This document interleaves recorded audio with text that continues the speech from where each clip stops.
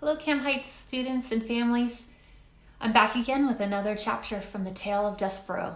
Again, if you haven't heard the story so far, go back and watch the replay of the videos that have been posted so far on our Facebook page. The best way to listen to a great story is to close your eyes, relax, get in a comfortable spot, and listen to the story and let your imagination paint the picture in your mind of what the story looks like as it comes to life. So far, we're learning more and more about the character Despereaux. We know that he was born the only one in his litter to survive. We know that his mom was especially disappointed in this fact.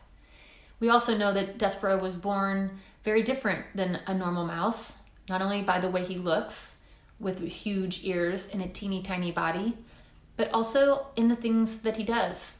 We found out in the last chapter that he really didn't like doing mouse things, like hunting for crumbs of food all day long.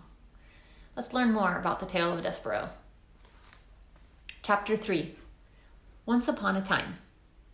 Despereaux's siblings tried to educate him in the ways of being a mouse. His brother Furlough took him on a tour of the castle to demonstrate the art of scurrying.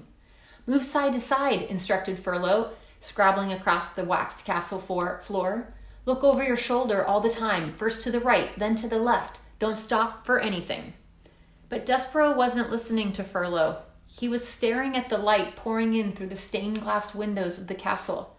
He stood on his hind legs and held his handkerchief over his heart and stared up into the brilliant light.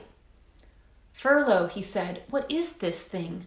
What are all the colors? Are we in heaven?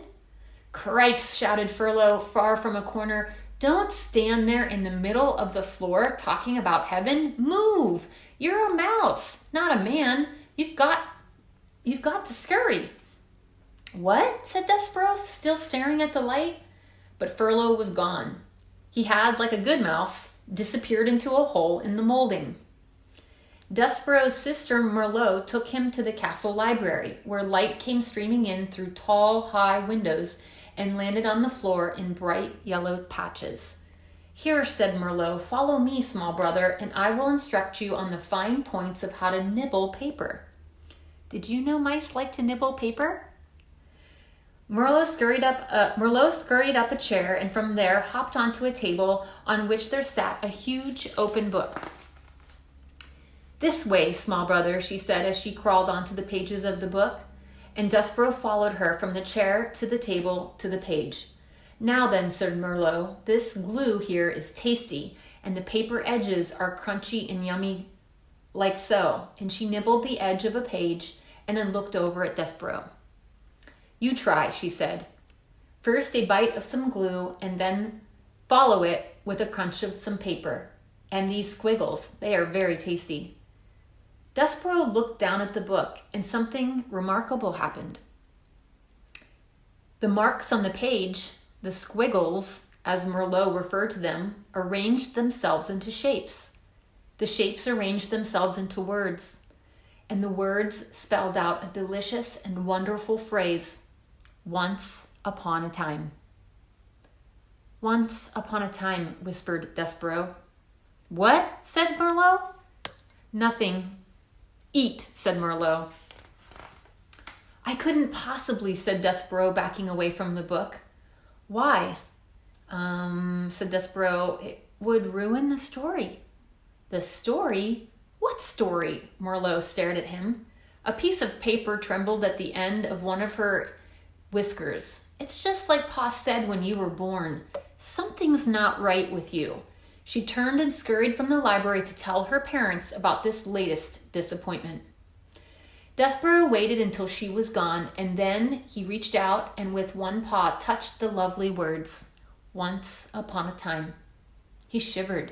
He sneezed. He blew his nose into his handkerchief. Once upon a time, he said aloud, relishing in the sound. And then tracing each word with his paw, he read the story of a beautiful princess and the brave knight who serves and honors her. Despereaux did not know it, but he would need very soon to be brave himself.